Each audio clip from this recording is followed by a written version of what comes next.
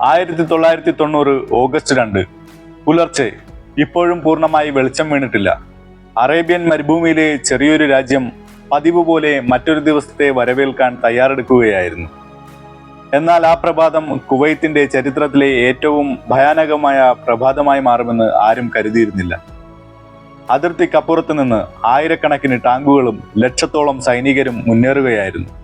അവരുടെ ലക്ഷ്യം ഒന്നു മാത്രം: കുവൈത്ത് പിടിച്ചെടുക്കുക. വെറും മണിക്കൂറുകൾക്കുള്ളിൽ ഒരു രാജ്യം മറ്റൊരു രാജ്യത്തിന്റെ നിയന്ത്രണത്തിലായി.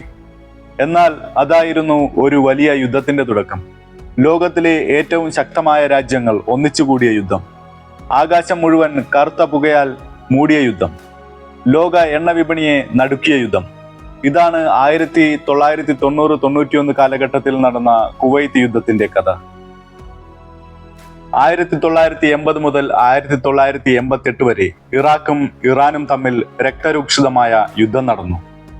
8 വർഷം നീണ്ട ആ യുദ്ധം അവസാനിച്ചപ്പോൾ ലക്ഷക്കണക്കിന് ആളുകൾ കൊല്ലപ്പെട്ടിരുന്നു.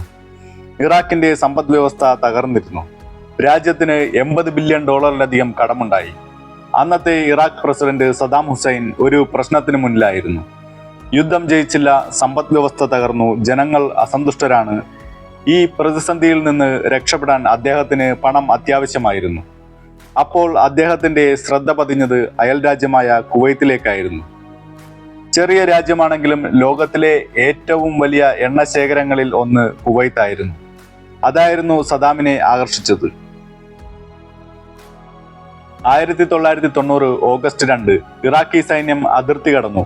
ടാങ്കുകൾ മുന്നേറി. ഹെലികോപ്റ്ററുകൾ ആകാശത്തേക്ക് പറന്നു. പ്രത്യേക സൈനിക വിഭാഗങ്ങൾ കുവൈത്ത് സിറ്റിയിലെ പ്രധാന കെട്ടിടങ്ങൾ പിടിച്ചെടുത്തു.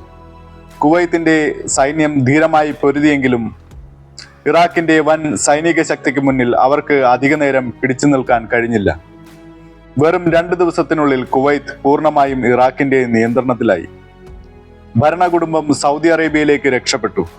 സദാം ഹുസൈൻ ലോകത്തെ ഞെട്ടിച്ചുകൊണ്ട് ഒരു പ്രഖ്യാപനം നടത്തി: കുവൈത്ത് ഇനി ഒരു സ്വതന്ത്ര രാജ്യമല്ല, അത് ഇറാഖിന്റെ 19ാം പ്രവിശ്യയാണ്. കുവൈത്തിന്റെ അധിനിവേശം ലോകത്തെ നടുക്കി. ഇത് വെറും 2 രാജ്യങ്ങൾ തമ്മിലുള്ള പ്രശ്നമായിരുന്നില്ല. ലോക എണ്ണ ഉൽപാദനത്തിന്റെ വലിയൊരു ഭാഗം ഈ പ്രദേശത്തായിരുന്നു. കുവൈത്ത് കൈവശപ്പെടുത്തിയ ഇറാഖ് അടുത്തതായി സൗദി അറേബ്യയെയും ആക്രമിച്ചാൽ എന്ത് സംഭവിക്കും? ഈ ആശങ്ക ലോകമെമ്പാടും ഉയർന്നു. ഐക്യരാഷ്ട്രസഭ ഇറാഖിനെതിരെ കടുത്ത ഉപരോധങ്ങൾ ഏർപ്പെടുത്തി. എന്നാൽ സദാം ഹുസൈൻ പിന്മാറാൻ തയ്യാറായില്ല. അപ്പോൾ അമേരിക്കയുടെ നേതൃത്വത്തിൽ ഒരു വൻ സഖ്യസേന രൂപീകരിക്കപ്പെട്ടു.